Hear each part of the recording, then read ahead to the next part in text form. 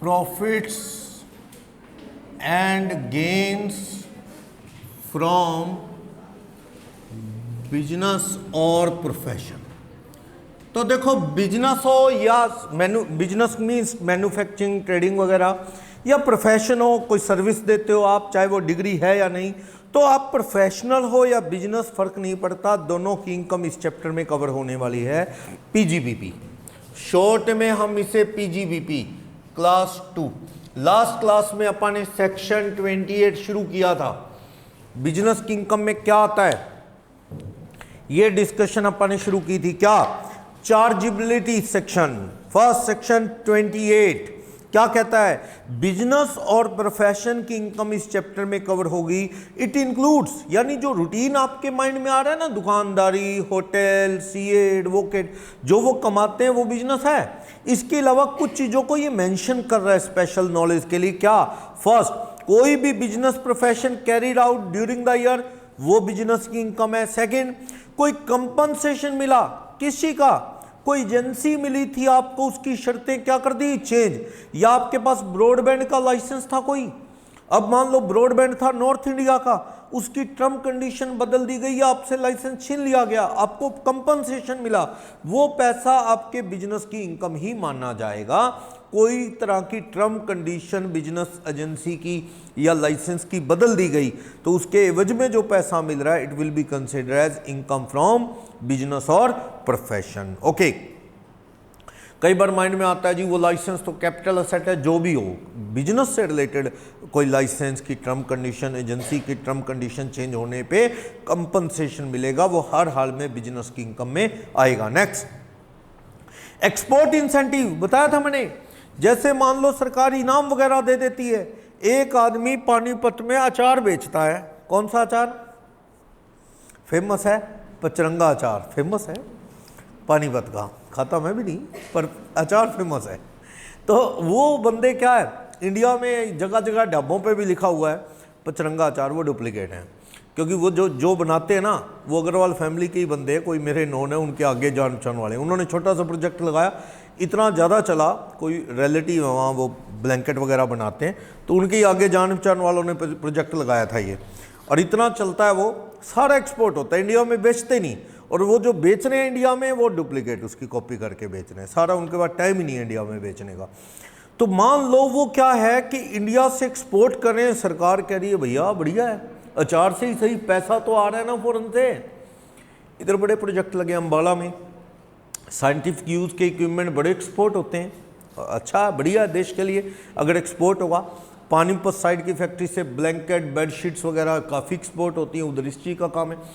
तो वो पैसा आ रहा है कंट्री में, आपको सरकार मोटिवेशनल लाख रुपए इनाम दे देती है, कैश असिस्टेंस उठाओ, वो आपकी बिजनेस इनकम है, बिजनेस से रिलेटेड है। या आपने कोई टैक्स भरा, सरकार ने इंपोर्ट ड्यूटी भरी, एक्सपोर्ट ड्यूटी वापस दे दी, भरा था खर्चा वापस आ गई, तो क्या हो जाएगी वो इनकम। ओके, ऐसा कुछ भी आएगा तो वो इनकम है। नेक्स्ट, इंटरेस्ट ऑन सिक्योरिटी क्या बताया था, सिक्योरिटी डिबेंचर बॉन्ड, मेरा बिजनेस है डिबेंचर बॉन्ड का, मुझे इंटरेस्ट आएगा तो कौन सी इनकम होगी, बिजनेस की। लेकिन अगर मेरा बिजनेस नहीं है डिबेंचर बॉन्ड का, मैं तो एज अ इन्वेस्टर खरीदे बैठा हूं, मुझे इंटरेस्ट आएगा, कौन सी इनकम होगी, अदर सोर्सेज। लेकिन शेयर का dividend, even share trading is your business और profession, then also it will be covered under other sources, dividend on shares. Next, अगर किसी प्रोफेशनल को परक्विजिट मिल गए, बताया था ना, किसी ने कहा जी सर आप यहाँ ऑफिस बना लो, हम आपको ये ऑफिस फ्री दे देंगे, आपको कार दे देंगे, आपके बिजली के बिल भर देंगे प्रोफेशनल को, तो वो क्या है, आपकी बिजनेस की इनकम है। कई बार कोई मोटरसाइकिल, कार मिल गई, घर मिल गया, ऐसा होता है। कई बार वकील साहब से आपका रोज़ की ज़रूरत है, तो वकील साहब को आप फैसिलिटी दे रहे हो, ऐसा होता है। तो ये सब। नेक्स्ट, सिक्स्थ कहता है interest, salary, bonus, commission, partner को पार्टनरशिप से क्या आ सकता है, एक तो इंटरेस्ट और कमीशन कह लो, सैलरी कह लो, बोनस कह लो, एक ही चीज के नाम है, दैट इज रेम्यूनरेशन। पार्टनरशिप में आप काम करते हो, कमीशन आ जाएगा या सैलरी आ जाएगी या बोनस आ जाएगा, everything is covered under remuneration. Partnership partner को एक दे सकती है रेम्यूनरेशन, नेम जो भी हो, एक दे सकती है इंटरेस्ट ऑन कैपिटल या लोन, पार्टनर को इंटरेस्ट ऑन लोन। तीसरी चीज क्या देती है? प्रॉफिट। जो प्रॉफिट होता है वो तो 10(2) में ऑलरेडी माफ है क्योंकि उस पर टैक्स लग चुका है। जो पार्टनरशिप आपको इंटरेस्ट देती है या सैलरी देती है, बोनस देती है, वो आपकी किस चैप्टर की इनकम है? सेक्शन 28 कहता है बिजनेस की। You are the owner of the firm, not an employ. Employ नहीं हो, आपको पार्टनरशिप से सैलरी इंटरेस्ट आएगा। किस चैप्टर की इनकम है? बिजनेस। चलो नॉलेज के लिए बता दूं, इसका सेक्शन 40B आगे आएगा। 40B मैंने एक छोटा सा टॉपिक बना के इसको अलग से नाम दे रखा है। आमतौर पे अलग टॉपिक नहीं बना होता फर्म का, वो चैप्टर के अंदर ही होता है, तो अब आपको अलग से एक छोटा टॉपिक देंगे इसका। 40B सेक्शन क्या कहता है? पार्टनरशिप से पार्टनर को इंटरेस्ट आ सकता है, मैक्सिमम इंटरेस्ट ऑन कैपिटल और लोन टू पार्टनर। पार्टनर को उसके लोन पे या कैपिटल पे इंटरेस्ट मैक्सिमम दे सकती है फर्म 12% पर annum, इससे ज्यादा नहीं। डीड में लिख लिया 25% देंगे, नहीं दे सकते, डिसअलाउड। फर्म ने लाख रुपए की कैपिटल थी, पार्टनर एक ही, लाख पे 25%, 25,000 दे दिया। फर्म का क्या कहना है? कहता sir deed allow it. Deed तो आप 100% कह दोगे तो इनकम टैक्स थोड़ी मानेगा। इनकम टैक्स कहता है कितना दे सकते हो? 12। तो फर्म ने अगर 25,000 रुपये खर्चे में डाला, पार्टनरशिप ने डिसअलाउ कर दो, 12,000 क्या होगा? अलाउड। बाकी का 13 क्या हो जाएगा? डिसअलाउड। प्रॉफिट में वापिस to be added back. Firm खर्चे में कितना डाल पाएगी? सिर्फ 12%। पार्टनर की इनकम में भी कितना जाएगा? 12%। मान लो, एक मिनट सुनो, मेरी किसी फर्म में कैपिटल इन्वेस्टमेंट है सिर्फ लाख रुपए, मुझे पार्टनरशिप ने इंटरेस्ट दे दिया साल का 25,000। फर्म के खर्चे में कितना लोड होगा? 12,000। 13 एडबैक, प्रॉफिट में जोड़ लो वापस, गलत है वो। पर मेरी इनकम में, पर्सनल इनकम बिजनेस में कितना जुड़ेगा? 12। जितना फर्म का खर्चा उतनी मेरी इनकम। जब फर्म को एक्सपेंडिचर ही कितना अलाउड है? 12, तो मेरी इनकम में भी कितना जुड़ेगा? 12, क्योंकि ऊपर के 13 पे तो फर्म टैक्स दे चुकी है, फर्म को खर्चा अलाउ ही नहीं हुआ। हाँ, अगर फर्म मेरे को 12% देना चाहती है पर डीड में लिखा है कि पार्टनर को हम 9% से ज़्यादा नहीं देंगे, तो फर्म मुझे कितना दे पाएगी ज़्यादा से ज़्यादा? इनकम टैक्स कहता है 9। कहता तुम आपस में डीड बना के बैठे हो, वही 9% कह रहा है। हाउ कैन यू पे interest at the rate of 12% when did allow for maximum 9% पर annum इंटरेस्ट, उससे ज़्यादा नहीं। तो इसलिए डीड में कभी भी, पार्टनरशिप डीड में कभी भी 12% से कम इंटरेस्ट मत लिखना। जरूरत कम की है, कम ले लो सारे पार्टनर, फालतू 12% से ज़्यादा फ़ायदा ही नहीं, ले ही नहीं सकते। क्लियर? बाकी एक टॉपिक पढ़ेंगे, उसमें डिटेल में पढ़ेंगे। अब आपको जी सैलरी कितनी दे सकते हैं फिक्स नहीं बता सकता, उसका अलग रूल है। 3 लाख तक का बुक प्रॉफिट। अब बुक प्रॉफिट क्या है वो भी पढ़ेंगे, उसमें 90% ऑफ बुक प्रॉफिट और 150 विच एवर इज हायर, ऐसे कंडीशन है। नेक्स्ट 3 लाख पे 60% अबव जो अमाउंट है, ऐसा वो जो है वो अलग से एक टॉपिक है, वहाँ बात करेंगे। चलो फिर क्या कहता है? की मैन इंश्योरेंस पॉलिसी बता दिया, नो कंपटीशन फीस। मान लो एक आदमी कोई टेक्निकल फॉर्मूले से कोई मेडिसिन बना रहा है, हमारी कंपनी भी वही मेडिसिन बनाने लगी। सामने वाला कहता है क्यों यार, मैं अब मेडिसिन बना रहा हूँ, तुम भी मार्केट में उतारोगे यार, ऐसे तो फिर दिक्कत है। कहता प्लीज़ ये फॉर्मूला आप ना यूज़ करो, ये वाली मेडिसिन आप ना बनाओ। हमने कहा क्यों ना बनाए, तू अकेला क्यों बनाएगा? कहता पैसे ले लो, प्लीज़ ये फॉर्मूला, ये पेटेंट यूज़ ना करो, आप ये वाली दवाई ना बनाओ, मैं आपको इतने पैसे दे देता हूँ। तो बिजनेस में ऐसा होता है, कभी कभी होता है। तो ये बिजनेस की इनकम है, कभी कभी ऐसा होता है। क्लियर? ये आपके बिजनेस की इनकम है। आगे चलो, कहता है स्पेकुलेशन, बताया था स्पेकुलेशन भी एक बिजनेस है और 4 साल तक इसका लॉस कैरी फॉरवर्ड हो सकता है। किसी आम बिजनेस से लॉस कटेगा नहीं, आम बिजनेस का लॉस स्पेकुलेशन की इनकम से जरूर कट जाएगा। मीनिंग क्या है स्पेकुलेशन का? बिना डिलीवरी लिए रेट का डिफरेंस एडजस्ट करना ही स्पेकुलेशन है। और एक आदमी एक साथ 2, 3, 4 चीज़ों पे भी सट्टा खेल सकता है और लॉस फायदा आ जाए तो आपस में एडजस्ट कर सकता है, दूसरे बिजनेस से नहीं। शेयर मार्केट में हर बार सट्टा नहीं है। अगर आप डिलीवरी ले रहे हो फिर बेच रहे हो थोड़े टाइम बाद, तो ये सट्टा नहीं है। अगर आप रेट का डिफरेंस एडजस्ट कर रहे हो, खरीद बेच नहीं कर रहे, तो that will be considered as speculation. ये चीज़ है। इसी में देखना नेक्स्ट स्पेकुलेशन के बाद बता दिया। स्टॉक को किस में बदल दिया आपने, कैपिटल असेट में। बताया था ना, कार की एजेंसी वाले के पास कारें स्टॉक में, पर एक कार उसने अपनी एजेंसी में यूज के लिए रख ली, कहते ये नहीं बेचते, अब एजेंसी में यूज करेंगे, तो उसने क्या कर दिया, स्टॉक को असेट में कन्वर्ट। तो स्टॉक कितने का खरीदा और जिस दिन उसने उसे कैपिटल असेट में बदला उस दिन की क्या देख लो, फेयर मार्केट वैल्यू। डिफरेंस क्या आ जाएगा, बिजनेस की इनकम।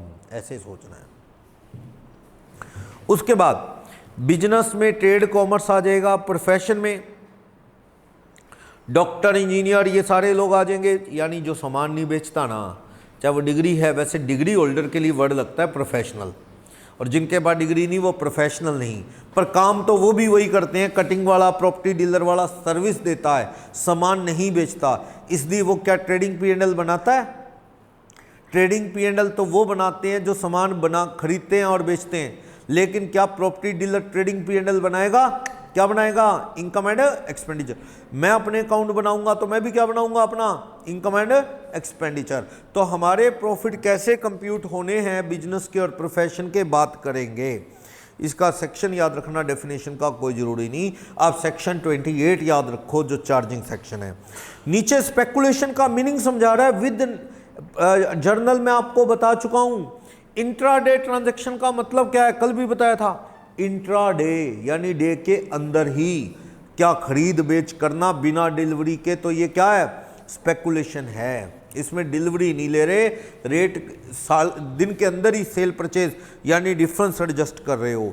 वैसे आपको पता होगा शेयर मार्केट की तरह एक कमोडिटी मार्केट भी है, एनसीडेक्स नेचुरल कमोडिटी जो है उसका इंडेक्स होता है एनसीडेक्स, और एक एमसीडेक्स मतलब मेटल वगैरह का भी होता है। तो वहां भी अगर डिलीवरी के बिना ट्रांजैक्शन हो रही है तो वो क्या है, स्पेकुलेशन।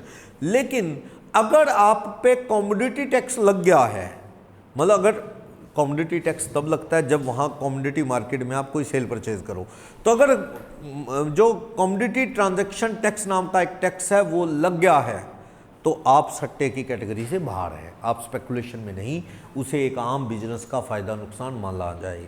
लेकिन अगर कमोडिटी टैक्स नहीं लगा है, तो कमोडिटी टैक्स नहीं लगा मतलब सेल परचेज नहीं है वो, तो फिर वो क्या है, सट्टा है। बट कुछ चीज़ों पे कमोडिटी टैक्स माफ है, जैसे कि ये फसलें हैं, क्रॉप, एग्रीकल्चर गुड्स, इस पे कमोडिटी टैक्स नहीं है, मेटल मुटल पे है, उन चीज़ों पे है, इस पे नहीं, एग्रीकल्चर पे, तो भी ये सट्टा नहीं है। यानी एग्रीकल्चरल गुड्स पे क्या करते हैं, पुराने टाइम में क्या होता था, आपका एक्सपीरियंस कहता है चावल और महंगा होगा या चना, अभी कणक लगी है, अभी तो वीट का सीजन था, हार्वेस्टिंग हुई है, मतलब कटाई हुई है, आप बेचेंगे उसको महीने में 20 दिन में सारी कणक बेचेंगे। तो अब आपका एक्सपीरियंस कहता है भी ये वीट है ना, ये महंगा होगा। पुराने टाइम में लोग क्या करते थे, स्टॉक कर लेते थे, घर भर लेते थे, कहते महंगा होगा फिर बेचेंगे। जैसे अब चने का भी सीजन था ये वाला, कई जगह चना लगता है जहाँ पानी पुनी की कमी है, तो वो चना स्टॉक कर लेते थे, कोई कपास स्टॉक कर लेता था, जब महंगी होगी बेचेंगे। पर रिस्क रहता था ना उसमें, रिस्क ये रहता था कि कहीं आग ना लग जाए, कहीं चोरी ना हो जाए, कहीं कीड़ा ना लग जाए, रिस्क था। अब बढ़िया है, आपके घर में कणक पड़ी है, आपके घर में कपास पड़ा है, चना पड़ा है, बेच दो, टेंशन फ्री। शेयर मार्केट की तरह कमोडिटी मार्केट में जाके बुकिंग कर लो भी, इतना माल मैंने खरीद लिया, यानी वो शेयर की तरह आपके अकाउंट में वो जीन पड़े रहेंगे, जब मर्जी बेच लेना, फिर बढ़ गया तो बड़े रेटों में बिक जाएंगे। समझ गए? गोल्ड ना खरीदो, सरकार कहती है, गोल्ड बॉन्ड आ गए आजकल बाजार में, आगे पढ़ेंगे कैपिटल गेन के चैप्टर में। गोल्ड क्यों लेते हैं? इन्वेस्टमेंट। क्या जरूरत है, रिस्क है, बिस्किट संभालो, फिर वो लॉकर में रखते फिरो, कोई चोरी ना हो जाए, ये है ना। अगर तो देखो और एज अ ऑर्नामेंट लेने हैं, लेडीज कह रही हैं जी हमने तो पहनने हैं, वो जो भी है, ब्रेसलेट है, चेन है, लॉकेट है, बैंगल्स, वो ईयरिंग है, वो सब हमने यूज करने हैं, फिर तो देखो उसका तो कोई सब्स्टिट्यूट है नहीं। अब लेडी को ये तो कह नहीं सकते भी बिस्कुट ही टांग ले, ये ले, वो तो वही लेना पड़ेगा ऑर्नामेंट। लेकिन बड़ी दुनिया इसलिए नहीं ले रही गोल्ड, वो सिर्फ इसलिए ले रही है कि गोल्ड महंगा हो जाएगा एज अ इन्वेस्टमेंट, तो उसमें रिस्क है ना संभालने का, चोरी का। तो बढ़िया तरीका है, क्या करो, गोल्ड बॉन्ड आगे बाजार में, संभालना नहीं पड़ेगा, चोरी नहीं होंगे, गोल्ड बॉन्ड खरीद लो। आज सोना 55,000 रुपये तोला है 10 ग्राम, आज के रेट पे बॉन्ड मिल जाएंगे, सोना महंगा हो गया तो क्या, आपका बॉन्ड भी उतना महंगा हो जाएगा। तो आपका सोना 70,000 रुपये हो गया पर तोला, तो गोल्ड लेके रखोगे, संभाल लो, फिर बेचने जाओ, हो सकता है कोई चोरी हो जाए, डर रहेगा, या घर का कोई बच्चा नालायक निकल गया वो बेच खाएगा। तो आप ऐसा करो कि वो ना गोल्ड बॉन्ड रख लो, गोल्ड बॉन्ड कैश करवा लेना बड़े रेट पे, अच्छा है ना, बढ़िया चीज़ है ना, टेंशन फ्री, ना इंश्योरेंस करवाना, ना चोरी हो, ना कुछ, बढ़िया पैसे बढ़ने हैं, बढ़ जाएंगे इन्वेस्टमेंट। लेकिन फिर भी लोग इन्वेस्ट नहीं कर रहे, क्यों? इतना कुछ समझा दिया सरकार ने, फिर भी लोग तो गोल्ड ही लेके रख रहे हैं, क्यों? क्या? आंखों के सामने तो कोई नहीं, वो भी बॉन्ड भी आंखों के सामने ही है। और ब्लैक मनी, पंगा तो सारा ब्लैक मनी का है। गोल्ड बॉन्ड लोगे बैंकों के थ्रू, पैसे मान लो 20 लाख के ले लिए गोल्ड बॉन्ड, आ जाएगा इनकम टैक्स का नोटिस, बताओ सोर्स 20 लाख रुपया कहाँ से आया, पंगा तो ये है। और वो जो लेते हैं 2 नंबर में माल, कमाएगे जाके ज्वेलर को दिया, 2 नंबर में बिस्किट लेके रख लिया, वो किसी को बताने ही नहीं कहाँ से पैसे आए, और छोटी सी चीज़ में लाखों रुपया संभल जाएगा। मान लो एक ईंट ही लेके रख ली 8-10 किलो की, तो हो गए करोड़ों में। मान लो एक छोटी सी ईंट लेके रख ले, वो ब्रिक साइज आता है, वो बड़ा बड़ा, वो बताते हैं जो ज्वेलर होते हैं ना, इनके पास ऐसे ही आता है, जैसे छोटा कट करके दे देते हैं, किसी को देते हैं तो बड़ा साइज़, जैसे 3 किलो 4 किलो का कोई छोटी ब्रिक आ गई, तो 1.5-2 करोड़ रुपया संभालना आसान है। कभी अर्थक्वेक आ गया, फ्लड आ गया, लेके भी भाग लोगे, कोई दिक्कत नहीं है। छोटी चीज़ है ना, ऐसी है। तो लोग क्या है, गोल्ड लेना पसंद करते हैं। और वैसे भी दुनिया का ना विश्वास बैंकों से उठता जा रहा है। लोगों को लगता है बैंक वालों का कब दिवाला निकल जाए कोई पता नहीं है, कोई नीरव मोदी और लेके भाग जाए, या कोई विजय माल्या भाग जाए, ऐसा करके रिस्क तो है ही है। बैंक कब फेल हो जाए, पीएनबी का 11,000 करोड़ रुपया वो नीरव मोदी खा गया, और बैंक का तो ये हाल हो गया था। पीएनबी का तो चेक नहीं क्लियर होते थे, बैंक में पैसे पड़े मेरे, मैं चेक काट रहा हूँ, मेरे पैसे पड़े हैं। बैंक सोचता था कि चेक क्लियर होएगा कि नहीं होएगा, हिसार सिस्टम पे जाके क्लियर होता था, ये हाल था। तो एकदम इतना पैसा नुकसान सहना मुश्किल है, तो ये होता है। और सही बताऊँ ना, ये रिलायंस ग्रुप और इन ग्रुप का पैसा 1-1 लाख करोड़ बैंकों का कर्जा है इन पे, 1-1 लाख करोड़। जिंदल ग्रुप पे 25-30 हज़ार करोड़। जिस दिन इनका कुछ हो गया ना, तो पता ही नहीं क्या हो जाएगा। 1-1 लाख करोड़ का कर्जा है बैंक का इन सब ग्रुप्स पे। बड़े बड़े ग्रुप देखने में अच्छे हैं, लेकिन पोल खुलेगी जब बाद में तो दिक्कत हो सकती है। चलो, पर ब्लैक मनी के चक्कर में हम नहीं लगा रहे। अगर आपके पास वाइट का पैसा है तो गोल्ड बॉन्ड में लगाओ, बहुत बढ़िया चीज़ है ऐसा। अब ये हुड्डा में ऑक्शन लगती है, लोग प्लॉट लेते हैं, प्रॉपर्टी लेते हैं, और ऑक्शन में कई बार सस्ता भी मिल जाता है, बड़े लोग फिर भी नहीं लेते। हुड्डा से लेंगे, मान लो 50 लाख का हुड्डा से लेंगे, तो वाइट में 50 लाख की रजिस्ट्री होगी, लोगों को जवाब देना पड़ेगा कि 50 लाख कहाँ से आए। लोगों के पास माल तो बहुत है पर वाइट में नहीं है।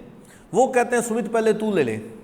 मैंने कहा मैं लूँगा, मुझे सारे कागज़ पूरे करने पड़ेंगे, हिसाब किताब। क्या फिर हम तुझसे लेंगे 10 लाख तेरे को दे के, और मैं लूँगा अपने नाम, रजिस्ट्री कराऊँगा, महंगा हो जाएगा वो 5-4 लाख रुपये। 55 का तो मेरे को पड़ गया। मेरे को कहेंगे सुमित ले 5 लाख प्रॉफिट उठा, तू 62 में दे दे, 7 लाख उठा। और मेरे को कहेंगे तू रजिस्ट्री 30 की करा, घाटे में भी तो बेच ही सकता है कोई प्रॉपर्टी। तो वो इस तरह उन्होंने अपना ब्लैक को धक्का देना है, 30 लाख ब्लैक वाला और 30 वाइट वाला, ऐसा मार्केट में हाल है। इसलिए लोग क्या है, बैंकिंग सिस्टम और इन चीज़ों में इन्वॉल्व नहीं हो रहे। अगर ब्लैक का काम ना हो तो फिर तो सारा काम फेल हो जाए, फिर तो हमें रिस्क ही ख़त्म। ये प्लास्टिक मनी करते जा रहे हैं, नहीं यूज़ होता। वो क्रेडिट कार्ड से कोई नहीं यूज़ करता, पेमेंट नहीं देता क्रेडिट कार्ड से। क्रेडिट कार्ड को ज़्यादा यूज़ मत करना। इनकम टैक्स वालों को सब इन्फॉर्मेशन जाती है किस कार्ड का कितना कितना बिल आ रहा है। तो यही तो बात है, लोग क्या टूर बुक करते हैं, अपने कार्ड से नहीं करते। वो जाते हैं बाजार में, दुकानें नहीं खुली, बड़ी बड़ी दुकानें, पैसे भेजो वहाँ भेजो, उसको कहते हैं तू अपने अकाउंट से भेज भाई, लाख रुपया मेरा ना वो उधर जाना है, इस कंट्री में जाना है, 4 लाख रुपया भेज दे, कमीशन ले ले तेरा जो है 4,000-5,000। उसे कुछ समझा रहे यार, ऑनलाइन नहीं करता ट्रांजैक्शन, उसे पता है सारी बात। क्या नहीं यार मेरे को समझ नहीं आता। और आपको ये लगता है क्या ये पागल है, पढ़ा लिखा हो के आजकल हाथ में फ़ोन है और ये दुकानों पे धक्के खाता है अनपढ़ों के पास जाके। वो बड़ा सियाना है, उसे सब पता है। मेरे खाते से 5-4 लाख गया ना, इनकम टैक्स वाले कहते हैं बड़ा घूमता है तू, इसको बुलाओ हिसाब पूछो, इतने पैसे लाता कहाँ से, कभी किधर जाता है कभी किधर जाता है। वो जाता भी है और पता भी नहीं इनकम टैक्स को लगता, क्योंकि वो अपने खातों से पैसा रूट ही नहीं होने देता। और इनकम टैक्स के पास तरीका ही आपका बैंक अकाउंट का है। बड़े कंट्री ऐसे हैं वर्ल्ड में जो इनकम टैक्स लगाते ही नहीं, वो एक ही टैक्स लगाते हैं, क्या? Banking cash transaction tax. Banking transaction tax means वहाँ हर चीज़ ऑनलाइन है, कैश में ट्रांजैक्शन नहीं होती। जब आप अपने कार्ड स्वाइप कर करके माल खरीदोगे, बेचोगे, सैलरी कार्ड से आएगी, तो आपके बैंक ट्रांजैक्शन से पता लग जाएगा ना कि आपके पास क्या पैसा है। जिसके पास पैसा होगा तो उसकी इनकम भी लाखों में बैंक में आएगी और वो खर्चे का भी लाखों में बैंक के थ्रू करेगा, तो उसके ऊपर टैक्स लगा दो बस। वहाँ पे कैशलेस इकोनॉमी है, कैश चलता ही नहीं। कनाडा में, यूएस में कहाँ कैश चलता है? थोड़े बहुत चलाते हैं हमारे वाले, टैक्सी वाले कैश ले लेते हैं, वहाँ हमारे वाले ले लेते हैं। उनको आदत है कि टैक्स की थोड़ी सी क्या कर लेंगे, एडजस्टमेंट कर लेंगे, क्योंकि ऑनलाइन फिर तो टैक्स ही हो जाएगा सारी चीज़ का। एक जान बिजनेस का बता रहा हूँ, बिजनेसमैन की प्रॉब्लम बता रहा हूँ। टेलीफोन एक्सचेंज के सामने एक एंटरप्राइजेज है, नाम पूरा नहीं लूँगा, गली में, तो मेरे जान पहचान वाले हैं, मैं भी उनके आता जाता हूँ, उनके बच्चे भी मेरे से पढ़े, एक सीए भी कर रहा है उनका लड़का। तो चलो, तो आना जाना है। तो थोड़े टाइम पहले कोरोना में उन्होंने, जैसे लोगों ने मशीनें लगा ली, कार्ड स्वाइप की, कैश नहीं लेंगे, उन्होंने मशीन लगा ली ऑक्सीजन वाली कि कार्ड स्वाइप करो, पेटीएम लगा लिया, ये वो। मैं भी गया, मैंने भी उनको इस तरह पेमेंट कर दी। हफ्ता 10 दिन बीता था, 10 दिन बाद दोबारा गया, बंद, कहता मशीन बंद, पेटीएम बंद, और नोट चल नहीं रहे थे क्योंकि कोरोना में वो मतलब पैसे ही नहीं थे लोगों के पास। वो कहा कोई नहीं भाई साहब फिर ले लेंगे, सब जान पहचान वाले आते, क्या बाद में दे देना, कोई बात नहीं। मैंने कहा वो कहाँ गया, स्वाइप करते थे कार्ड, पेटीएम। कहता ना यार, कहता 10 दिन के अंदर, कहता 1.5-2 करोड़ की ट्रांजेक्शन होगी, 1.5-2 करोड़ रुपये उसमें आ गया 10 दिन में, महीने में 4 करोड़, और साल में पता लगा इतने करोड़ की टर्नओवर होगी, तो इनकम टैक्स वाले उठाए फिरेंगे उनको। तो यही है। अब बंदा इसी 2 नंबर के कामों से जो है ना वो डर रहा है। अब माल आ रहा 2 नंबर में कैश, 2 नंबर में बेच दिया कैश, चल रहा है ऐसी काम लोगों का। जब इन चीज़ों से निकल गए वो ट्रांजैक्शन से, तो इनकम टैक्स की नॉलेज में आ गया आपके पास, पैसा कहाँ से आया, कितना प्रॉफिट दिखाना पड़ेगा। उन्होंने मशीन ही बंद कर दी, वापस कर दी, ले जाओ पेटीएम पेटीएम बंद, क्योंकि डिटेक्ट हो जाएगा। चक्कर ये है। चलो, और आधे दुकानदार जिद पड़ जाओ ना आप, मेरे पास तो पेटीएम है जी, वो कहेगा ठहर, फिर 6,000 रुपये लेने हैं पेटीएम, वो किसी यार दोस्त का पेटीएम बताएगा तो उसमें डाल दे, हमारे खातों में नहीं। ये वाला सिस्टम है, लोग ऐसे चलते हैं। यानी पैरेलल एक इकॉनमी और चलती है, कैश वाली इकॉनमी। सरकार कितना मर्जी कह ले डिजिटल इंडिया ये वो, लोग नहीं मानेंगे। लोगों को दिक्कत ये है ब्लैक की। चलो, स्पेकुलेशन बिजनेस। स्पेकुलेशन का मीनिंग बताया था, इंट्राडे ट्रांजैक्शन, बिना डिलीवरी, लॉस आया तो सेक्शन 73 क्या कहता है वो, नेक्स्ट पे आना, एक्सेप्शन। ये स्पेकुलेशन नहीं है। क्या स्पेकुलेशन नहीं है? स्पेकुलेशन नॉट अ स्पेकुलेशन, यानी स्पेकुलेशन नहीं। ऐसी ट्रांजैक्शन कौन सी हैं जिन्हें आप स्पेकुलेशन नहीं कहेंगे? हेजिंग ट्रांजैक्शन, देखना, हेजिंग कॉन्ट्रैक्ट। हेजिंग कॉन्ट्रैक्ट एक आम बिजनेस है, इसे एक ऑर्डिनरी बिजनेस माना जाए, ऑर्डिनरी बिजनेस, इसे सट्टा ना माना जाए। हेजर बिजनेस क्या है हेजिंग का? सुनो, मान लो मैंने मिस्टर गोम्स हैं यूके के, मैंने उनसे 1 लाख यूरो लेने हैं, 1 लाख यूरो, क्योंकि मैंने उनको माल बेचा है 1 लाख यूरो, और आज यूरो का रेट क्या है, या मैंने खरीदा है, मान लो उनसे माल खरीदा है 1 लाख यूरो का, मैंने कितना पैसा देना है? आज यूरो जो है मान लो 120 रुपये का है, तो 1 लाख यूरो का उधार माल खरीदा है, कितने का हो गया? 1 करोड़ 20 लाख। मेरे पास आज पैसे नहीं है, पैसे होते तो मैं दे ही देता, उधार थोड़ी देता। पैसे नहीं है, पैसे 6 महीने बाद दूंगा। मैंने उधार कर ली मिस्टर गोम से, सर मैं आपको 1 लाख यूरो कब दूंगा? After 6 months. अब दिन रात मुझे एक डर सता रहा है, समझ रहे हो कौन सा डर? करेंसी एक्सचेंज रेट का। मुझे डर सता रहा है कि कब इंडिया और मार खाएगा, इंडिया का पैसा और टूटेगा, तो मैं तो बर्बाद होता रहूँगा। कल को पता लगे यूरो 125 का हो गया, मैं तो बैठे बैठे सोते सोते 5 लाख लॉस में आ गया। अगले दिन उठा यूरो 130 का हो गया, मेरे को फिर एक रात गई 5 लाख रुपए का और लॉस हो गया। मैं तो बिना कुछ किए बर्बाद हो रहा हूँ, ऐसा है ना? समझ गए ना? करेंसी का लॉस बहुत बड़ा है। मुझे दिन रात डर सता रहा है, भगवान रेट ना बढ़ा देना, हमारा रुपया मजबूत ही रखना, कहीं श्रीलंका वाला हाल हो जाए। तो कहने का मतलब डर है, मुझे डर है कि यूरो क्या ना हो, महंगा ना हो जाए, मेरे को लॉस हो जाएगा। एक और पर्सन है तनिष, तनिष ने जर्मनी के एक आदमी को माल बेचा है और इसने 1 लाख यूरो इसने लेने हैं, और ये भगवान से दुआएं कर रहा है, भगवान यूरो स्ट्रॉन्ग कर दे, यूरो और तेज, क्योंकि इसके तो पैसे बढ़ जाएंगे।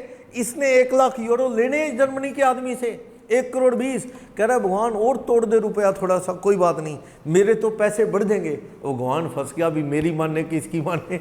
ये कह रहा है रेट बढ़ा दे यूरो का, डॉलर रुपया सस्ता कर दे, और मैं कह रहा हूँ रुपया क्या हो जाए, स्ट्रॉन्ग। तो दिक्कत ये है, दोनों परेशान हैं, लेने वाला भी पैसे, देने वाला भी। तो हम दोनों किसके पास जाएंगे, हैजर के पास। एक हैजर बंदा है बाजार में बैठा, वो कहता हो सुमित सर, मैंने कहा बोलो क्या हेल्प करोगे, क्या सर 2 रुपये पर यूरो मेरे को दो, आप 1 लाख यूरो की गारंटी लेता हूँ सर, इतने में दूंगा मैं आपको, टेंशन फ्री हो जाओ, मेरे को मेरा कमीशन दे दो पहले।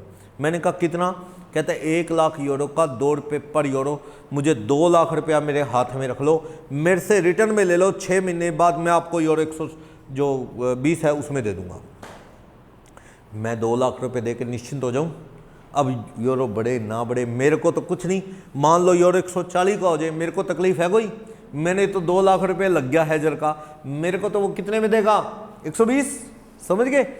ये है, इधर ये भी पहुंच गया उस हैजर के पास, क्या भाई साहब सस्ता नहीं होने का डर है, अभी सस्ता ना हो जाए कहीं यूरो 120 से, इसे मिलना है ना, इसको यूरो मिलने हैं और इसने रुपए में बदलने हैं, इसको डर है यूरो कहीं 115 का रह गया तो मेरे तो 1 करोड़ 15 रह जाएंगे, कहीं यूरो 102 का ना हो जाए, मोदी रोज कह रहा है भी रुपया स्ट्रॉन्ग होगा होगा होगा, तो कहीं बात सच हो जाए, अभी तक नहीं हुई, कहता जब मेरी बारी आई कहीं सच हो जाए, 105 रुपये का रह गया मान लो यूरो, तो इसके तो 1 करोड़ 5 लाख रह जाएंगे। ये भी पहुंच गया उस हैजर के पास, क्या भाई साहब मेरे को यूरो बेचने हैं, मुझे डर है सस्ते ना हो जाए, कल आ तू भी 2 रुपये पर डॉलर वो यूरो दे दे, कहता फिर क्या 2 लाख रुपए दे दे, मेरे से रिटर्न में ले ले, तेरे से 120 में खरीदूंगा, तेरा बाजार में 105 हो गया, तू निश्चिंत हो जा, मैं तेरे से 1 करोड़ 20 लाख के खरीदूंगा, और बाजार में 130 हो गया तो तू उसके पास जाएगा, तू बाजार में बेच देगा।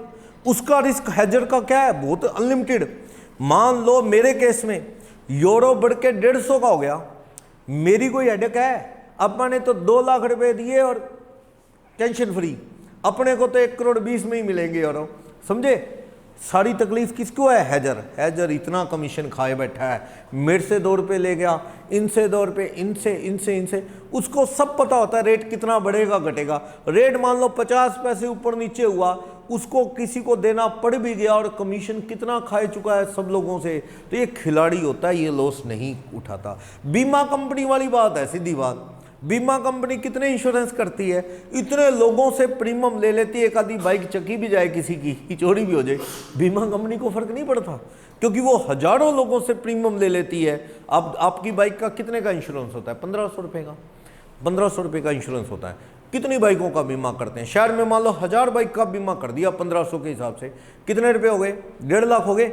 साल में कोई मुश्किल 6-2 उठ भी गई तो बीमा कंपनी फिर भी फायदे में रहती है, वो इतना खा लेती है। हमारा डर है बाइक ना चोरी हो जाए, 50,000 की 50,000 दिखते हैं, 1500 बढ़ दो, उनको होता है 1500 इधर से, 1500 उधर से, 1500 उधर से, 1500 इधर से, इतने खाए बैठे हैं कि उनको क्या है, फायदा ही होता है, उनका नुकसान नहीं होता। सेम ये काम किसका है, हैजर का। अच्छा बिजनेस है ना हैजर का, बढ़िया है। एक्चुअल में आज के डेट में दलाल किसी भी चीज़ का हो, सबसे ज़्यादा फायदे में वही है।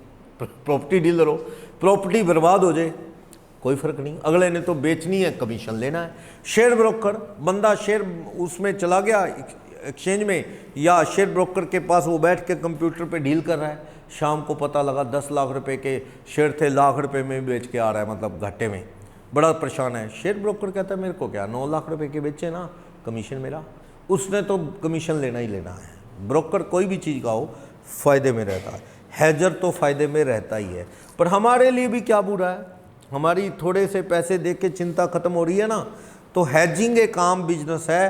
पुराने टाइम में इसे भी क्या माना जाता था, स्पेकुलेशन। आज अगर मैं हैजिंग का बिजनेस कर रहा हूँ तो ये ऑर्डिनरी बिजनेस है, मेरा कपड़े का काम है वो भी ऑर्डिनरी बिजनेस है। हैजिंग बिजनेस का लॉस कपड़े वाले से हो जाएगा, एडजस्ट हो जाएगा, कभी कभी हो ही जाता है, घाटे पड़ गए। मान लो वो हैजर जो बुकिंग कर रहा था, डॉलर यूरो बढ़ के 150 का हो गया, और जो बेचने वाले थे वो कम थे, बाय वाले ज़्यादा, हैजर को लॉस भी आ जाता है, कई बार चलता रहता है, ये तो बिजनेस है। तो वो लॉस दूसरे बिजनेस से सेट ऑफ हो जाएगा, ये स्पेकुलेशन का लॉस नहीं है। सही है। नेक्स्ट, एक contract F and O forward contract होते हैं इसी तरह के, यही शेयर मार्केट में आर्बिट्रेज सुना आपने, आर्बिट्रेज कुछ एक ट्रांजैक्शन होती हैं आर्बिट्रेज या एफ एंड ओ ट्रांजैक्शन होती हैं, फॉरवर्ड कॉन्ट्रैक्ट बुकिंग करते हैं आप शेयरों की खरीदने की बेचने की, हेजर की तरह फॉरवर्ड कॉन्ट्रैक्ट होते हैं करेंसी के या शेयर्स के। तो ये बिजनेस में सट्टा नहीं माना गया। कॉन्ट्रैक्ट कोई भी आदमी फॉरवर्ड मार्केट में या शेयर मार्केट में करता है आर्बिट्रेज लॉस रिस्क कवर करने का। ऐसा है ना, मार्केट में भी ना ऐसा होता है, शेयर मार्केट में मेरे पास कोई शेयर नहीं है, कोई शेयर नहीं है मेरे पास मान लो, फिर भी मैंने रिलायंस के शेयर बेच दिए। आप कहोगे सर आपके पास शेयर नहीं है, आपने बेच कैसे दिए? खरीदने पड़ेंगे। मेरे को लगता है, सुनो बड़ा कुछ होता है मार्केट में, मेरे को लगता है कि आज ये शेयर जो है ना बहुत तेज हो चुका है और आने वाले कुछ दिन में ये क्या होने वाला है, सस्ता होगा, टूटेगा। मैं इस चीज़ का, मैं अपनी नॉलेज अपने एक्सपीरियंस का फ़ायदा कैसे उठाऊँ? मेरे पास तो कोई शेयर भी नहीं है, मैंने ना 1 लाख शेयर बेच दिए, बेचने की डील कर ली। अब क्या होगा कि मेरे पास शेयर तो है नहीं, दूंगा कैसे? मैंने वेट की, मुझे पता है कि मार्केट में शेयर क्या होना है, कॉन्ट्रैक्ट हो गया कि महीने बाद मैं शेयर दे दूंगा 80 रुपये में 1 लाख शेयर का बेचने का मेरा पुट ऑप्शन है, 80 लाख के रिलायंस के शेयर मैं दे दूंगा। अब 1 महीने में मुझे क्या करना पड़ेगा? इंतजाम। मान लो मेरी नॉलेज सही रही तो पता लगा रिलायंस का शेयर जो बाजार में महंगा था, महीना खत्म होते होते 70 रुपये का बिक रहा बाजार में, खरीदा 70 का और उधर 80 का टपा दिया। समझ गए ना कुछ होते भी लोग कमा रहे हैं और जो सब कुछ होते हुए भी नहीं कमा पाते, ऐसा भी है। तो मार्केट में स्मार्ट वर्क जो गेम खेलता है वो कामयाब है। तो ये सट्टा नहीं है, आप सेल परचेज ही करते हैं एक तरह से आप इसमें, तो ये सट्टा नहीं है। डेरिवेटिव ट्रांजैक्शन भी सट्टा नहीं है। डेरिवेटिव यही होता है, डेरिवेटिव वर्ड पता क्या है, एक जैसे एक पाउच है जिसमें तरह तरह के नोट हैं, वैसी एक पोर्टफोलियो होता है डेरिवेटिव, उसमें ग्रुप ऑफ जो है सिक्योरिटीज़ होती हैं, उसमें किसी की सेल किसी की परचेज की इस तरह की ट्रांजैक्शन आप करते हो। तो वह डेरिवेटिव ट्रांजैक्शन, परचेज सेल की ट्रांजैक्शन शेयर मार्केट के अंदर सट्टा नहीं मानी जाती। एमसीडेक्स की ट्रांजैक्शन, अगर आप कौन सा टैक्स भरते हो, कमोडिटी ट्रांजैक्शन टैक्स नाम का एक टैक्स होता है, वो भरते हो तो ये सट्टा नहीं है। अगर वो नहीं भरते तो सट्टा है, बट एक्सेप्शन एग्रीकल्चरल गुड्स पे है ही नहीं कमोडिटी ट्रांजैक्शन टैक्स, वो बेचोगे तो सीटीटी लगेगा ही नहीं और वो बेचने पे सट्टा माना भी नहीं जाता, तो कोई दिक्कत नहीं। बाकी मेटल वगैरह बेचोगे तो कौन सा टैक्स भरा हो आपने, कमोडिटी ट्रांजैक्शन टैक्स, तो उन ट्रांजैक्शन की सेल परचेज पे कोई स्पेकुलेशन इनकम नहीं आएगी। कौन सी आएगी? आम बिजनेस की इनकम आएगी। एलिजिबल ट्रांजैक्शन कह रहा है, ये एलिजिबल ट्रांजैक्शन डेरिवेटिव वही होती है, ब्रोकर आपको एक लॉगिन पासवर्ड दे देता है, इलेक्ट्रॉनिकली आपके लॉगिन करके आप एनसीडीएक्स की साइट होती है, 2 कंपनियां हैं मार्केट के अंदर, वहाँ दिख जाता है आपके नाम कितने शेयर हैं, शो हो जाते हैं, आपके रिकॉर्ड में आ जाते हैं, आपके पैन नंबर डालती ना, अगर आप में से किसी के घर में किसी के पास शेयर हो तो एनएसडीएल वालों का ना मेल आता है, आप अपना पैन नंबर डालो, उसमें वो आपका अकाउंट में दिखा देगा क्या कुछ आपके नाम पड़ा है, सारा शेयर मार्केट की म्यूचुअल फंड वगैरह सब आ जाता है, तो वो आपके अकाउंट में दिखाता है। तो ये मीनिंग बता रहा है वैसे रेफरेंस के लिए, और कोई खास काम नहीं है इसका। तो स्पेकुलेशन की जो इनकम है उस पर टैक्स कितने % लगता है बताया था मैंने। टैक्स कैसे लगता है सट्टे की इनकम पे? स्लैब, नॉर्मल स्लैब है, ये कैजुअल नहीं है। कैजुअल इनकम और चीज़ होती है, शर्तें लगाना, पत्ते लगा खेलना, मैच पे पैसा लगाना, ठीक है, कार्ड गेम, वो क्या है कैजुअल। कैजुअल पे टैक्स बहुत ज़्यादा है, 30% फ्लैट पड़ेंगे अपादर सोर्सी में। अगर आपने लॉटरी जीत ली ना लाख रुपए की, 30,000 का टैक्स है। शर्त जीत ली उस पर भी 30% टैक्स है। वो बात अलग है, शर्तें शुरतें पता नहीं लगती, लॉटरी क्योंकि वो रिकॉर्ड में होती है उसका तो टीडीएस भी कटता है तो पता भी लगती है। मैंने अगर तनिष से बेट लगाई मैं जीत गया तो किसको पता है मैं जीता हूँ, को पता नहीं लगता, ये तो बुकिश दुनिया ये बता देते हैं। चलो, तो आप स्लैब रेट, वैसे ना आगे जाके इस चैप्टर में एक सेक्शन आएगा, सेक्शन 44 AD, अगर आपकी टर्नओवर 2 करोड़ से कम होगी साल की, 2 करोड़ पर annum से कम ट्रांजैक्शन है, तो आप without books of account without books of account, books of account ना बनाओ, आप अपनी पीजीबीपी की टैक्सेबल इनकम कितनी बता दो, पीजीबीपी की टैक्सेबल इनकम बता दो, सेल का या तो 6% या सेल का 8%। ये 8-6 का क्या चक्कर है, अगर तो आप कैश सेल करते हो फिर तो 8% करना है सेल का, अगर आप ऑनलाइन पेमेंट लेते हो तो 6% कर लो सेल का, जिसमें आपको अच्छा लगे वो ऑप्शन ऑप्ट कर सकते हो। सेक्शन आएगा आगे इसी चैप्टर में, सेक्शन 44 AD क्या कहता है कि एक दुकानदार, मान लो रोड़ी बाजार में एक दुकानदार है जिसकी सेल 1 करोड़ है। भैया आप अकाउंट बनाओ, अपने अकाउंट बनाओ और उसके हिसाब से बताओ कितने प्रॉफिट है, टैक्स भरो। अगर वो अकाउंट नहीं बनाता, कहता नहीं सर मैं अकाउंट नहीं बना रहा, तो कोई बात नहीं, 1 करोड़ का कितनी इनकम मान ले तेरी, 8%, 8 लाख। कहता जी नहीं सर मैं तो सारा ऑनलाइन बेचता हूँ माल, मैं तो कैश लेता ही नहीं, पेटीएम और यही चीज़ है मेरे तो। कहता 1 रुपया नहीं लेता कैश में किससे, ठीक है फिर तेरी सेल 1 करोड़ है ना, 1 करोड़ का क्या मान ले तेरी बिजनेस की इनकम, 6%। वो कहता नहीं सर आधी मेरी ऑनलाइन है, आधी मेरी क्या है, कैश है। तो जितनी कैश है, मान लो 30 लाख कैश है, 30 लाख का तो कर ले 8%, 70 लाख ऑनलाइन आती है, आरटीजीएस अकाउंट पे ही चेक और ये, तो कितना कर ले उसका, 6%। एक बंदा अमेजोन से माल बेचता है, अमेजोन, उसमें आ जाएगा कैश।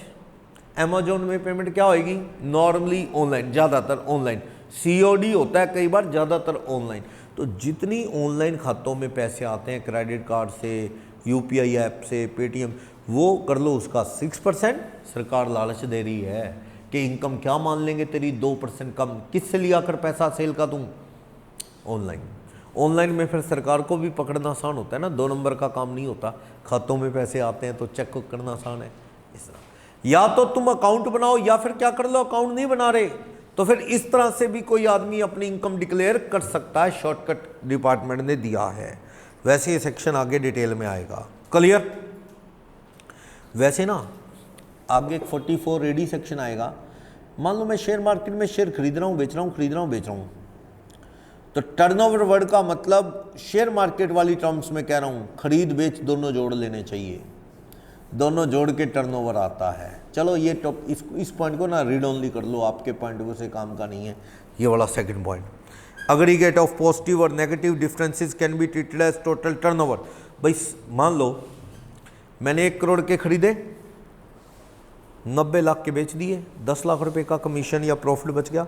फिर 2 करोड़ के खरीदे, मैंने 2 करोड़ 10 लाख के बेच दिए, फिर 10 लॉस होचे प्रॉफिट, जो डिफरेंस है ना उसका टोटली क्या है, टर्नओवर। आम दुकानदार में तो टर्नओवर सेल होती है, बस टर्नओवर वर्ड का मतलब क्या, सेल। शेयर मार्केट में ना बहुत कुछ ऐसा है कि एक्चुअल डिलीवरी नहीं होती और सट्टा भी नहीं है वो। जैसे इंट्राडे में भी सट्टे की बात भी आ जाऊं, चलो इंट्राडे ट्रांजैक्शन है, डिफरेंस जो आएगा ना, चाहे घाटा हो चाहे फायदा, वो सारा जोड़ लो, खरीद बेच का डिफरेंस जो है वही टर्नओवर मानी जाती है। मैंने इसलिए डाला, कई बार ना इस तरह की चीज़ों में लोगों को कन्फ्यूजन होती है, टर्नओवर वर्ड का मीनिंग क्या समझे, जब आप इसकी फिजिकल डिलीवरी ले नहीं रहे, सेल परचेज माननी नहीं जा रही, डिफरेंस खरीद बेच कर रहे हो, कैंसिल कितने में कर रहे हो, 100 का खरीदा 90 में कैंसिल कर दिया, 10 का लॉस आ गया तो वो 10 ही टर्नओवर है। जहाँ पे डिलीवरी होती है, खातों में शेयर आते हैं या सेल का पैसा आता है, फिर तो सेल ही टर्नओवर होती है। लेकिन जहाँ पे आना ही नहीं, डिफरेंस एडजस्ट होना है, तो वहाँ डिफरेंस ही टर्नओवर है। जैसे वो गोल्ड बुक कर रहा है इतने का, वो रेट कम ज़्यादा हो गया, तो जो डिफरेंस है ना that will be consider as turnover, क्योंकि वहाँ पे क्या है, वो सेल परचेज फिजिकली कर ही नहीं रहे इस तरह। बाकी से रीड ओनली कर लो, ये पॉइंट को छोड़ो, आपके काम का नहीं है टर्नओवर डिफरेंस वाला। नेक्स्ट, बिजनेस साल में कैरी ऑन होना चाहिए। हाँ, अगर करंट ईयर में बिजनेस नहीं तो आपकी इनकम क्या है, पीजीबीपी की होएंगी भी नहीं। लेकिन मैंने एक्सेप्शन बताया था क्या, अगर कोई कैश बेस पे अकाउंट बनाता है, पहले पैसे आए नहीं थे, उधार कर गया, अब जब दुकान बंद कर दी तो वो पैसा रिकवर हो गया, तो जिस साल रिकवर होगा वो इनकम किसकी होगी, बिजनेस की, बिजनेस की। अब सुनो, हाउस प्रॉपर्टी में भी ऐसा था, मेरा एक किराएदार था, अनरियलाइज रेंट हो गया, बेड डेट्स हो गया, एक तरह से मानना नहीं, रूल 4 की शर्तें पूरी कर ली, घर से निकाल दिया और घर दिया नहीं, केस डाल दिया, किराया नहीं आया, तो वो अनरियलाइज रेंट कम हो गया जीएवी में से। 4 साल बीत गए, मैंने वो घर ही बेच दिया, मैंने शहर ही बदल लिया, मेरे पास अब हाउस प्रॉपर्टी है ही नहीं, खुद किराए पे रहने लगा दूसरे शहर में जाके। लेकिन मुझे वो आदमी पुराना डूबा हुआ अनरियलाइज्ड रेंट आके दे गया। तो 25A सेक्शन वहां पढ़ते थे अपा कि ये जब मिलेगा 30% काट के क्या माना जाएगा, हाउस प्रॉपर्टी। लेकिन उस वक्त मेरे पास घर नहीं, तो भी क्या हुआ, ये है तो हाउस प्रॉपर्टी से रिलेटेड ही ना। जिस साल आएगा उस साल की कौन सी इनकम माना जाएगा, हाउस प्रॉपर्टी। ऐसी अगर आपको कैश आया कोई पुराना पैसा, तो वो कौन सी इनकम मानी जाएगी। क्या हुआ, जैसे एक आदमी क्या है, किसी को उधार माल बेचता है करियाने का, करियाने, या मान लो कोई मेडिकल शॉप है, दवाइयाँ बेचता है उधार। मान लो राजेश कुमार जो है, वैसे वो डॉक्टर है, लेकिन क्या है, मेडिसिन की परिवार की दुकान थी, वही संभालता था। डॉक्टर था वैसे, पर वो दुकान संभालता था। उस दुकान में एक बैड डेट हुआ। कोई अनिल नाम का आदमी 5,000 रुपये या 2,000 रुपये, थोड़े कम कर लेता हूँ, 2,000 रुपये नहीं दे गया दुकानदार के। दुकानदार राजेश ने थोड़े टाइम बीता दुकान बंद कर दी, वो बैड डेट्स हो गया अनिल कुमार का। अब राजेश कुमार ने वो दुकान बंद कर दी, इस टाइम बीत गया, राजेश कुमार ने BDS कर रखी थी और जाके क्या डेंटल कॉलेज में नौकरी लग गया, डॉक्टर लग गया, वो लोगों के दांत ठीक करता है, वो डेंटिस्ट बन गया। अब बाय चांस क्या है, उसके पास पेशेंट वही अनिल आ गया, जो अनिल क्या था उसका डिफॉल्टर। जब वो पर्ची पुर्ची कट गई, उसको क्या है, वो एंथीसिया दे देते हैं ना, दांत निकालना हो या कोई RCT करनी हो, एंथीसिया वगैरह दे दिया, बस डॉक्टर आने वाला है दांत खींचने। इतने में पता लगा डॉक्टर राजेश को कि भैया ये तो अनिल बैठा है, ये तो मेरा डिफॉल्टर है। क्या ला भी 2,000 रख, नहीं तो सारे खींच दूंगा सिस्टम। किस्मत की बात है, वो 2,000 रुपये पहले दे दिए उसने। कहा डॉक्टर साहब सॉरी, मैं तो आपको ढूंढ रहा था, आपकी दुकान बंद होगी, उसके बाद मुलाकात नहीं, ये देखो 2,000 रुपये लो पकड़ो, बैड डेट्स रिकवर हो गए। आज राजेश क्या बिजनेस करता है, नहीं, वो तो बेचारा खुद क्या एक एम्प्लॉई आजकल नौकरी करता है किसी के यहाँ कॉलेज में या किसी हॉस्पिटल में। तो वो जो पैसा आया 2,000, आज भी उसकी कौन से चैप्टर की इनकम होगी, बिजनेस। क्योंकि पास्ट में डूबे थे तो बिजनेस का ही बैड डेट्स था, आज मिले तो क्या होगी, बिजनेस की इनकम। क्लियर। ऐसी हो पावर यूनिट की इनकम जो पास्ट में डेप्रीसिएशन लगा, या साइंटिफिक रिसर्च वाली सेट्स जो पास्ट में राइट ऑफ हुई, कल को बेच दी उस साल सेट जिस साल दुकानदारी है ही नहीं, फैक्ट्री बंद, तब बेची वो सेट, तब भी जितना पास्ट में डेप्रीसिएशन या खर्चा P&L में आया था, वहां तक की इनकम क्या मानी जाएगी, बिजनेस की इनकम। क्लियर। बताया था ना, कंप्यूटर ले लिए, रिसर्च कर दी बंद, बाद में वो कंप्यूटर उठा के बेच दिए। तो जब रिसर्च बंद कर दी, कंप्यूटर बेचे, अच्छे रेट में बिक गए, सरप्लस में बिक गए, तो जितना पास्ट में P&L में डाला है वहाँ तक क्या आएगी, बिजनेस इनकम। क्लियर। तो वही है ये दोनों तीनों पॉइंट। आप इनके साथ भी ना, इस टॉपिक के साथ भी, एक्सेप्शन वाले के साथ रीड ओनली लिख लो, read only. Exam point of view से नहीं है, पर चलो बता दिया मैंने आपको, रीड ओनली। नेक्स्ट, केस लो। हाँ जी बताना। एक प्रोफेशनल फोटोग्राफर है, वो फोटोग्राफी करता है और उसको प्राइज मिला अच्छी फोटोग्राफी का, तो क्या वो बिजनेस की इनकम में आएगा, आना चाहिए, आपका काम ही है फोटोग्राफ। अब एक एक्टर है, अच्छी एक्टिंग करे, अवार्ड मिले, तो उसकी उस प्रोफेशन की इनकम ही होगी, जब काम जो काम करता है उससे रिलेटेड है। अब मान लो रोहित शर्मा अच्छा मैच खेलता है और उसे मैन ऑफ द मैच मिले, तो खेलना तो उसका प्रोफेशन है, और उसे मैन ऑफ द मैच मिले तो कौन सी इनकम होगी उसकी, बिजनेस प्रोफेशन की। सही है। मान लो हम अपनी बात करें, हम लोग भी कई बार मैच खेल लेते हैं, वैसे ही फ्रेंडली, कई बार चलो ऐसे ही टाइम पास। आप लोग भी बैडमिंटन खेल लेते हैं, प्रोफेशनल नहीं है ना, वैसे ही खेल लेते हैं, चलो कहीं साइकिलिंग, मैराथन, कोई ऐसा, चलो टाइम पास कुछ ना कुछ। तो मान लो कोई मैच खेला सीएस ने, और उसमें किसी को बेस्ट परफॉर्मेंस का कोई मेडल में पैसा, वैसे तो ज़्यादातर इन तरह की चीज़ों में पैसे थोड़ी मिलते हैं, क्या मिलता है, एक मोमेंटो को शील्ड दे देते हैं यादगार के लिए, फ़ोटो हो जाती, यही होता है। लेकिन बाय चांस किसी सीए को अच्छा खेलने पे 5,000 रुपये का कैश इनाम मिला, वैसे मिलता नहीं है 5,000 रुपये, वो कोई अच्छी मोमेंटो, कोई हो सकता है कोई गिफ्ट आइटम दे दें, पैसा नहीं मिलता है, अच्छा भी नहीं लगता है। ऐसे प्रोफेशनल थोड़ी पैसे के लिए थोड़ी खेल रहा है। लेकिन मिल गया मान लो कैश, तो वो माफ़ है, उस पर कोई टैक्स नहीं, क्योंकि वो लोग क्या है, एंजॉयमेंट के लिए खेल रहे हैं, उनका प्रोफेशन नहीं है, पैसे के लिए थोड़ी खेल रहे हैं। लेकिन यही पैसा अगर रोहित शर्मा को मिले तो उसकी कौन सी इनकम होगी? बिजनेस प्रोफेशन की। क्लियर? आईसीए भी करवाता है, कराएंगे आपका भी कोई ना कोई टूर्नामेंट छोटा मोटा। लास्ट टाइम बैडमिंटन का हुआ था, तो उसमें ऐसा ही होता है, स्टूडेंट पार्टिसिपेट करते हैं, बढ़िया अरेंजमेंट होता है सारा, खाने पीने का भी, और बच्चों को मोमेंटो, शील्ड, ये वो सब सर्टिफिकेट भी मिलते हैं। जो इस तरह कभी कैरम वगैरह का भी कंपटीशन हुआ था एक आधी बार, कुछ ना कुछ चलता रहता है। तो उसमें भी आप लोगों को अगर कुछ मिल जाए तो उस पर कोई टैक्स नहीं, और स्कॉलरशिप मिले किसी स्टूडेंट को उस पर भी कोई टैक्स नहीं है। नॉर्मली होता है ना कई बार, जैसे सीबीएसई दे देता है, एचबीएसई दे देता है मेरिटोरियस को, इस तरह से उस पर कोई टैक्स नहीं है। ओके, सेकंड, अभी एक फोटोग्राफर था, उसको बेस्ट फोटोग्राफी का अवार्ड मिला।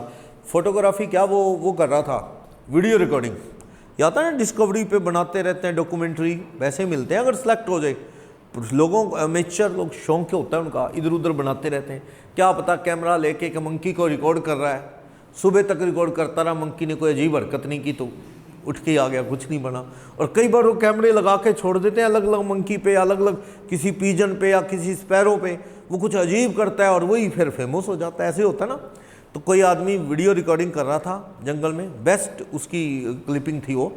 तो क्या है कि ऊपर बर्ड्स जैसे पीजन या स्पैरो या कोई ईगल वगैरह उड़ के जा रहा है, थोड़ी ज़मीन से 8-9 फुट ऊंचा, और नीचे एक टाइगर भाग रहा है, आराम आराम से नीचे भाग रहा है। भागते भागते टाइगर ने ऊपर जंप लगा के पकड़ लिया वो, यानी उसे आइडिया नहीं हुआ कि भी उड़ते हुए को भी पकड़ लेगा। वो आराम से नीचे भागता रहा, एकदम जंप लगाया ऊपर से, उड़ते हुए किसी पिजन को पकड़ लिया, और वो उस बंदे की क्लिपिंग में आ गया। कैमरे बाई चांस वहाँ सेट था, और बड़ा फेमस, उस साल का बेस्ट वो क्लिप था। मतलब इस तरह के सीन अक्सर देखने को नहीं मिलते कि टाइगर हवा में भी पकड़ सकता है किसी बर्ड को इस तरह से। तो मतलब उसकी दिखा रहे हैं कि उसका ब्रेन इतना मतलब शार्प है, भी वो इतना भी सोच सकता है कि लोगों ने उन्होंने भी नहीं सोचा होगा भी उड़ के भी पकड़ लेगा इस तरह से। तो चलो, इनाम मिलते हैं, और इस तरह के जो इनाम मिलते हैं वो प्रोफेशनल इनकम का पार्ट है, काम है ये उनका। नेक्स्ट, कार मिल गई आपको टारगेट अचीव करने पे। होता है ना कई बार कि इसके नाम नहीं पढ़ने, सिर्फ फैक्ट पढ़ने आपने। क्या आपने कोई बिजनेस में टारगेट अचीव कर लिया, इतने एसी बेचने का, बेच दिया आपने एसी, तो कंपनी ने आपको कार दे दी गिफ्ट में। होता है ना कई बार ऐसा, वो भी आपकी कौन सी इनकम है? टारगेट अचीव करने पे बिजनेस की इनकम है। ओके, सरकार ने आपकी हेल्प कर दी कि तू हरियाणा में आ जा, फैक्ट्री लगा, तुझे गवर्नमेंट ग्रांट देंगे बिजली का बिल भरने के लिए, तो आपका बिल आएगा, वो खर्चा, सरकार से पैसे आएंगे, वो बिजनेस की इनकम। या फिर खर्चा ना डालो, बात एक ही है। मान लो बिल आया 20 लाख रुपए का, सरकार ने 15 लाख दे दिए, अगर 20 लाख खर्चे में डाल गए तो प्रॉफिट कितने कम हो गए? 20। कल को 15 सरकार से आएंगे, वो क्या होगी? बिजनेस की इनकम।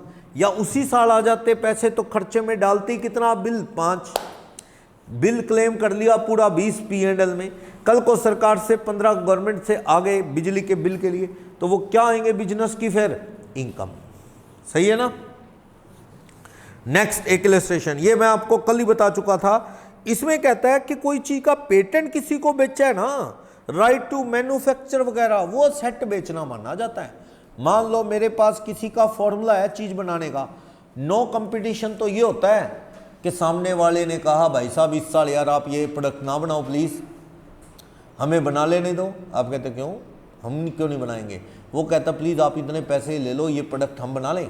ये तो है नो कंपटीशन फीस। वो एक होता है फॉर्मूला बेच देना किसी को, किसी चीज का कोई होता है ना जैसे technical knowledge formula, that is cell purchase of asset, और वो कैपिटल गेन के चैप्टर में पढ़ा जाएगा। ठीक है ना? पेटेंट बेच देना, फॉर्मूला बेच देना, किसी चीज को बनाने का डिजाइन है वो बेच देना रजिस्टर्ड, तो वो सब आपका कैपिटल गेन का टॉपिक है। क्लियर? चलो, अब मान लो लहर नमकीन है, हल्दीराम ब्रांड, मुझे ध्यान है आज से कई साल 12-15 साल पहले की बात है, हल्दीराम ब्रांड सिर्फ 1 करोड़ रुपए में बिका था। 1 करोड़। उस वक्त लहर नमकीन आया करता था लहर के नाम से, और हल्दीराम जैसे नया नया था, तो हल्दीराम का ब्रांड नेम खरीदा था किसी ने, ना फैक्ट्री ना कुछ, सिर्फ ब्रांड, सिर्फ बहुत सस्ता था, ऐसे ही कुछ था, 1 करोड़ ऐसा कुछ आसपास। और अब देखो हल्दीराम का नाम पता नहीं कितने 100 करोड़ में भी ना मिलेगा, नाम चल गया ना, प्रोडक्ट भी महंगा और मार्केट सारी साफ कर दी उसने। मार्केट के अंदर लहर नाम का तो कोई प्रोडक्ट ही नहीं बचा, कोई पहले आता था, सब साफ। हल्दीराम का ही अच्छा ब्रांड तो वही रह रहा है, बाकी तो फिर सेकंड कैटेगरी में आ गए जिनके नाम लेना ठीक नहीं, बाबूजी बाबा जी वगैरह वो सारे बिक्का जी, तो वो फिर वही चलता है बेस्ट। तो चलो बिकानो वगैरह उसके बाद आ जाते हैं जैसे, तो वो एक सेल परचेज ऑफ असेट है। अगर आपने पेटेंट खरीदा ना, ब्रांड नेम ट्रेडमार्क खरीदा, दैट इज असेट, वो आपकी असेट बनेगी। ट्रेडमार्क पे डेप्रिसिएशन कितना लगाओगे? Patent, trademark, copyright, technical knowledge 25। Goodwill इसमें शामिल नहीं, बताया था मैंने, गुडविल पे डेप्रिसिएशन नहीं लगाना। 2020 तक तो थोड़ी कंफ्यूजन थी, एक आधी जजमेंट में कोर्ट ने कह दिया था कि 2020 से पहले गुडविल भी क्या है, एक intangible asset, you can charge depreciation. बाद में सरकार ने स्पेशल पार्लियामेंट में बजट बनाते वक्त क्लियर कर दिया कि आज के बाद गुडविल पे कभी डेप्रिसिएशन नहीं लगेगा। गुडविल क्या है? एक नॉन डेप्रिसिएबल एसेट्स। और सही भी है, गुडविल तो डे बाय डे और बढ़ती जाती, गुडविल पे कैसा डेप्रिसिएशन? आप एक नाम खरीद लो, मेहनत करो, नाम तो और बनेगा, उसका क्या डेप्रिसिएट होना है, ये चीज। चलो, यानी 2020 से पहले पहले कुछ केसेस में गुडविल डेप्रिसिएट होती थी, लेकिन अब आज की डेट में बिल्कुल पिक्चर क्लियर है, गुडविल क्या है? एक नॉन डेप्रिसिएबल एसेट। एक इलस्ट्रेशन 1 है, डॉक्टर को कई साल बाद 2005 में एक पेशेंट का ऑपरेशन किया था डॉक्टर ने। जैसे मान लो एक एग्जांपल दूं, एक फैमिली में देखो, डॉक्टर अगर अच्छा है तो भगवान से कम नहीं है, और बुरा है तो फिर जल्लाद से भी कम नहीं है। कोरोना में बड़े भगवान जैसे थे और बड़े जल्लाद जैसे भी थे। कईयों ने तो पेशेंट को अंदर ही नहीं लिया, जब ऑटो से आया, देखा भी ऑटो से आया ये कितने दे देगा, और ऐसे को आया जब वो फॉर्च्यूनर पे आ रहा तो उसको लिए बेड भी खाली था। बड़ा कुछ हुआ, देखो पॉजिटिव नेगेटिव। एम्बुलेंस वाले ऐसे भी मिले जिन्होंने 1.5 लाख रुपए मांग लिया पेशेंट को ले जाने का, और ऐसे भी लोग मिले रिस्क उठा के कोरोना में लोगों को डाल डाल के ले भी गए। ऐसे भी लोग थे जिन्होंने अपने घर वालों को नहीं अग्नि दी जलाया, और ऐसे भी थे लोगों की डेड बॉडी को भी अंतिम संस्कार कराए। तो बहुत कुछ हुआ कोरोना में, ऐसा कुछ हुआ मतलब लोगों ने कभी ज़िंदगी में नहीं एक्सपेक्ट किया हुआ। तो चलो क्या हुआ, एक पेशेंट का ना एक्सीडेंट हुआ, उसका जैसे जो मतलब नी है बिल्कुल ख़त्म, मतलब एक्सीडेंट में बिल्कुल पैर तक का सारा एरिया, और उसे लोकल डॉक्टर्स ने, आसपास के डॉक्टर ने कह दिया ये कभी मतलब चलने लायक नहीं हो पाएगा, बस ये इसको हेल्प चाहिए होगी। और वो बंदा आजकल दौड़ लगा सकता है, वो इतना सही हो गया। डॉक्टर ने उसका इतना बढ़िया इलाज किया, कहीं बाहर ले गए उसे, और वो डॉक्टर ने इतना बढ़िया ट्रीटमेंट किया, वो बंदा बहुत बढ़िया फिट हो गया। मतलब वो तो दुआएं देगा ना भाई, कहीं तो किसी ने कह दिया था ये चल ही नहीं पाएगा, और कहाँ ये दौड़ भी लगाने के काबिल हो गया। तो ऐसे किसी का इलाज किया 2005 में डॉक्टर ने, सर्जन ने 2005 में इलाज किया, पर वो आदमी क्या है, 1 एकड़ जमीन 21-22 में देगा डॉक्टर को। 2021-22 में 1 एकड़ जमीन देगा किसको? डॉक्टर के नाम लगा गया, यानी करीब करीब 17 साल बाद, 16-17 साल बाद उस जमीन की गिफ्ट की वैल्यू है जमीन की 40,000। वैसे तो ये ज़मीन होएगी ज़रूर कहीं राजस्थान में या बंगाल उड़ीसा में, क्योंकि 40,000 में तो अपने दिखाता भी नहीं कोई भी ज़मीन, देख लो 40,000 में 1 एकड़ ज़मीन कहाँ होगी? हमारे तो 25-30 लाख 40 लाख से कम नहीं है। चलो कहीं होगी, सालासर के आसपास बताते हैं ऐसे ही है कुछ, भाई 40-50 हज़ार रुपये एकड़ ज़मीन है उधर, कोई लेता ही नहीं है, उगता तो कुछ है नहीं। 10 एकड़ ले ले 4 लाख की, बस कहने को हो जाएगा जिम्मेदार है जी हमारे नाम 10 एकड़ है, बाकी होना कुछ नहीं है, क्योंकि उस पर कुछ उगना तो है नहीं वहाँ रेत में। चलो मान लो 1 एकड़ लैंड डॉक्टर को दे गया, डॉक्टर कहते हैं पर्सनल गिफ्ट है, और पर्सनल गिफ्ट 50,000 तक के क्या होते हैं? माफ़। इनकम टैक्स ऑफिसर कह रहा है मैं तो टैक्स लगाऊंगा, ये तेरा पेशेंट था और आज वो पेशेंट तुझे ज़मीन दे गया तो तेरे काम से खुश होकर दे गया है, इसलिए पर्सनल गिफ्ट नहीं, प्रोफेशनल गिफ्ट है, तेरे काम से रिलेटेड गिफ्ट है, will be tax under PGBP, क्योंकि पीजीबीपी में सारा टैक्सेबल है, वहाँ 50,000 तक माफ़ का रूल नहीं, ठीक है ना। 5,000 भी दे जे ना कोई गिफ्ट डॉक्टर को, एडवोकेट को, तो वो 5,000 भी क्या आएगा? बिजनेस में टैक्सेबल है, लेकिन पर्सनल गिफ्ट 50 तक माफ है। कोर्ट में गया केस, कोर्ट ने कहा नहीं, इस गिफ्ट का प्रोफेशनल सर्विस से कोई लेना देना नहीं, ये पर्सनल रिलेशन बन गए हैं उस वजह से गिफ्ट है, तो ये gift taxable under other sources है, और वो कहता है 50 से कम है तो क्या कर दो? माफ। बिजनेस में नहीं आएगा। नेक्स्ट इलस्ट्रेशन 2, भारतीय एयरटेल लिमिटेड है, वो क्या बेच रही है? सिम कार्ड बेच रही है। कहाँ? चेन्नई में। और उनका रिवाइज कर दिया गया प्लान, उनको नॉर्थ और साउथ चेन्नई दे दिया और एरिया ले लिया। ये मैंने बताया था ना आपको, आपके पास ना एजेंसी है, सिम बेचते हो किसी कंपनी के, एरिया बदल दिया कंपनी ने कि तुम नॉर्थ में बेचो, साउथ में ना बेचो ऐसे, और इसके बदले में क्या मिला आपको? कंपनसेशन। ये क्या है? सेक्शन 28 कहता है बिजनेस की इनकम है। क्लियर? बिजनेस प्रोफेशन की इनकम है, सही है। नेक्स्ट मेथड ऑफ अकाउंटिंग की बात करता है कि सेक्शन 145 कहता है कि आप अपने अकाउंट कैसे बना सकते हैं? आप अपने अकाउंट बना सकते हैं, मेथड ऑफ अकाउंटिंग में लिखा गया, आप अपने अकाउंट कैश बेसिस पे बना लो या किस बेसिस पे? Mercantile basis.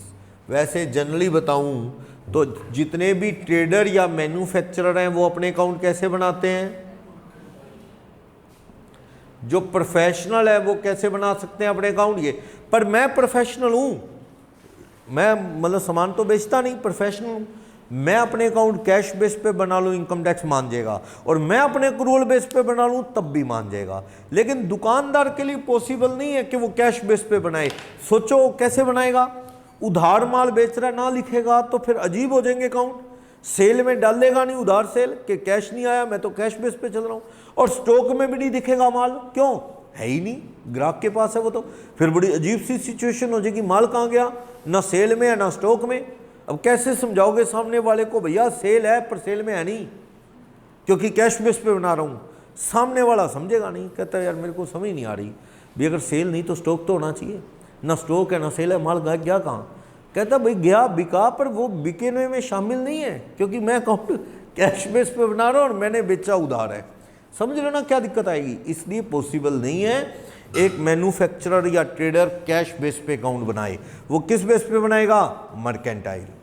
और अकाउंटिंग में कंपनी को तो अकाउंटिंग भी नहीं अलाउ करती कि वो कैश बेस पे बनाए। कंपनी सर्विस देने वाली है तो भी वो अकाउंट कैसे बनाती है? Only mercantile. ओके, प्रोफेशनल आदमी कैश बेस पे बना ले या मर्केंटाइल बेसिस पे। जैसे भी इनकम कंप्यूटेशन डिस्क्लोजर स्टैंडर्ड दिए ICDS, जिसका इनकम टैक्स वालों को खुद भी नहीं पता कि ICDS की फुल फॉर्म क्या है।